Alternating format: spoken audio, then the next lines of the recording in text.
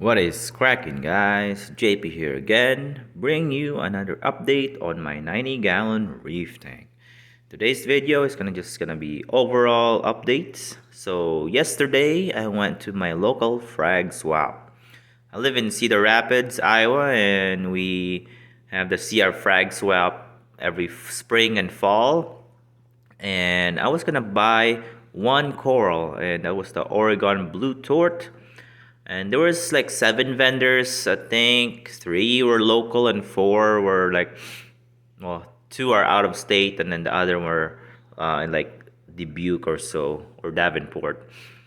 Nobody got the Oregon blue sort. Everybody's was selling something new or the common that always gets sold out. But I didn't realize they gotten so much more expensive. A lot of corals, especially the one that are out of state, they were selling like $25 a piece. Before they used to be like $20, so kind of sad. Or they gotten smaller or for the same price. Like, holy crap! And I did brought my wife with me, and she had fun. She just want to show her what a coral show looks like, and she was very surprised that a lot of corals that they were selling were a lot smaller that I was selling. So, or the one that I have, they were thinner, not as robust looking. I know they have to transport all those coral from their main tank to the coral show, but yeah, are much smaller and much more expensive. But yeah, inflation and price increase is definitely hitting people. So that's why, you know, I try to save as much as I can in this reef hobby and see what works. I know everybody can't afford the radions, so you can skin a reef tank multiple ways. I used to run those Chinese block boxes on my torch tank for 5 years, and they definitely need to get replaced every 5 years because some of the diodes, just the lens were wearing out. So in this tank, I've been running metal halides for a year, and corals is doing pretty good, and never had any temperature problems.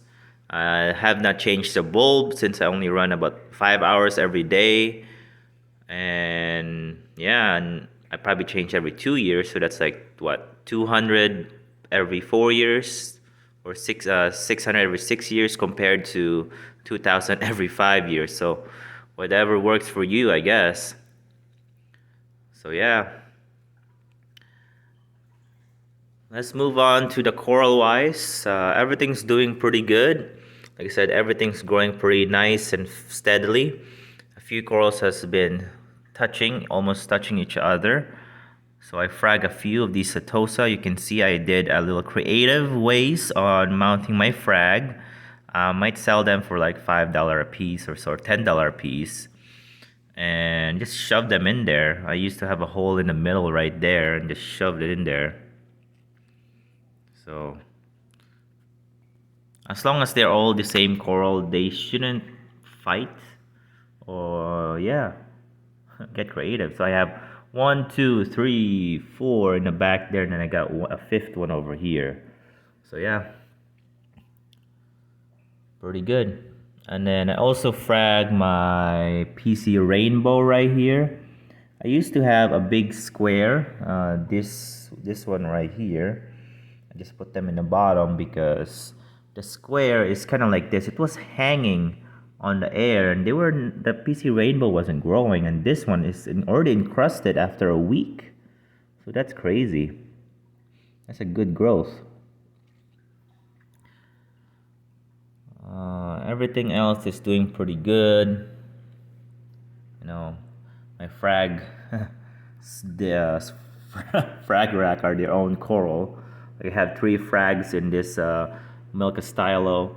Milka Stylo at the frag show was like, see this branch right here? They're probably like half the size and maybe like 3 branches. So, holy crap, they're really tiny. Like these are like extra thick. 2C. And some people were calling like this is a colony. Like what? That's a colony. Like you're selling it for $100, 150. Like, bro, that's like a small coral. Like some frags are just like a little nub. Holy crap.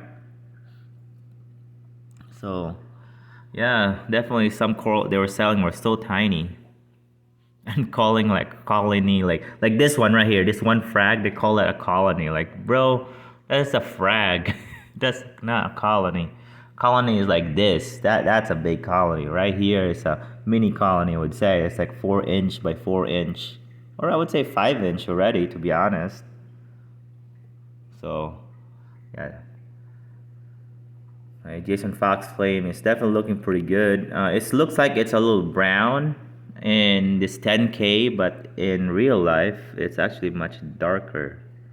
Let's see if I can lower the intensity. Yeah, kinda crazy. Yeah, that's just my opinion at the frag show because everything was too expensive and a lot smaller. So. Let me see. Do we have inches here? Maybe is this inch? Oh yeah, it is an inch. Yeah, that's like 5 inch to be honest. Yeah, look at that. 5 inches. Actually, 6 inches. Hitting 6 inches. Holy crap! It's getting big. Yeah, it's like 6 inches right there. From one side. Yeah, it's hitting 6 inches. I know it's kind of distorted in the video, but yeah, that's just my opinion. You know, for us, especially in this reef hobby, it's pretty expensive. You should help each other out, and just if you don't have like a store, you don't have an overhead, you don't have like taxes, everything is in cash. You should, lower the prices, locally wise, I guess. So, if you're like out of state, I can understand because you have to use gas and you have to do all your expenses. You have to sleep overnight at a hotel. So it's I guess opinion wise. All right. The next thing I did is I cleaned my lenses on my mel halide glass. I did not clean them since I set this up, and I didn't realize they were so nasty and dirty. It was very cloudy and they were blocking a lot of light. So definitely clean your lenses or glass protector more often. If you have LED, definitely wipe them because even with LED they have those lenses, so you have to wipe them with water and dry them out so there's no salt creep or salt crust on them. So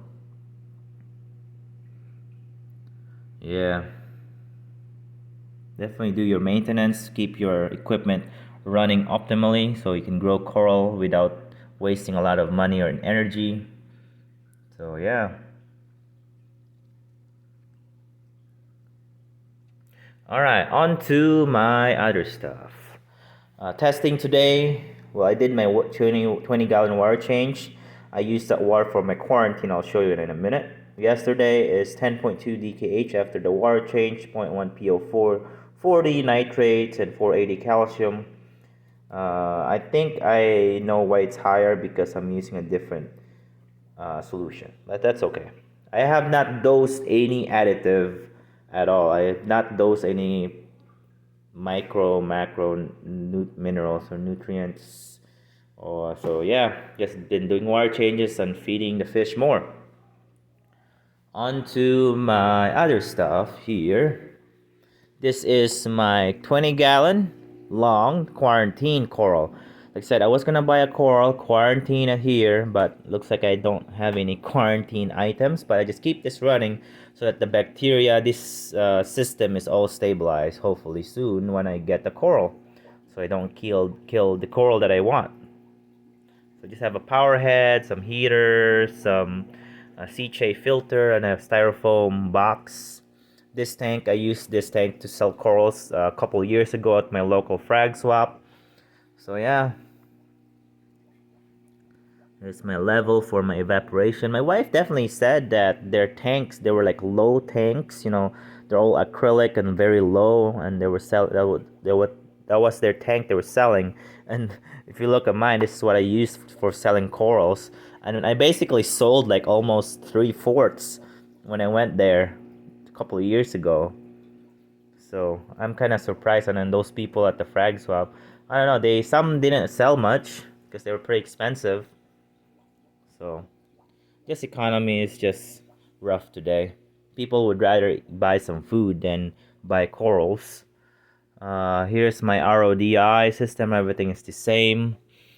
Here's my additives that I was talking about. I used to use the soda ash, bulk reef supply, and calcium. I'm just finishing them all up. I think I'm all done with these. And I switched to live aquaria. I got this about a couple of years ago, or a year ago, I think. And I bought some fish from them, and they were all dead. Got them as store credit because they don't refund back to your credit card. So I learned my lesson. Don't buy live fish from them because they gone downhill. So I used my credit for dry goods instead. So I got a bunch of these soda ash, and soda ash is exactly the same as the bulk reef supply, the old style, because the new ones are very powdery. This is more very what is it, pelleted, and they're all the same dosage. Calcium chloride is a little bit stronger, so I might need to adjust. And magnesium chloride, and the other one, the magnesium is more flake, so you definitely need to crush it. Sodium bicarbonate, they're perfect. So this is what works. They're a lot cheaper than that, the bulk reef supply. And recently, when I first started, bulk reef supply was my go-to videos on YouTube and how to do a reef tank and all that stuff. But recently they got bought out by a big company or hedge fund, and everything, their prices has gone up and skyrocketed too. And their videos has gone downhill because all their videos are basically infomercial and just trying to sell you stuff. That's just business. So yeah, they've been less reliable too.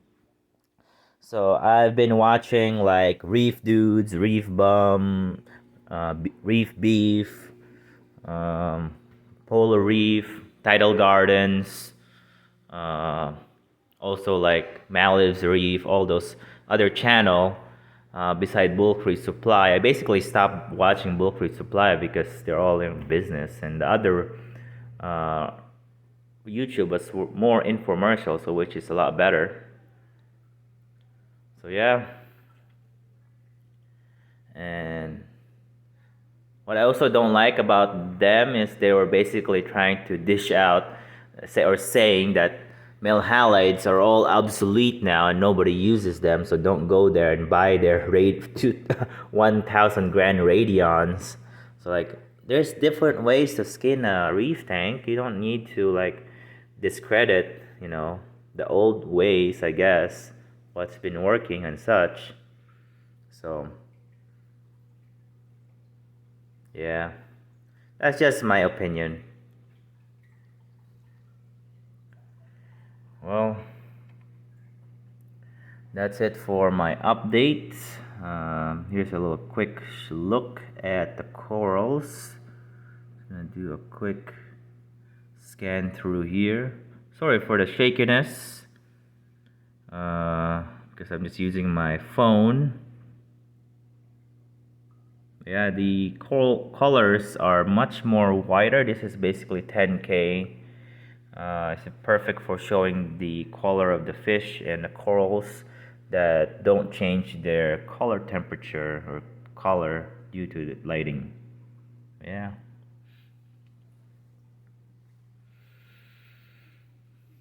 Alright, well, thanks for watching. Happy reef keeping. Happy Mother's Day. And do what you do. Don't follow the business videos. Do your research and see what works for you.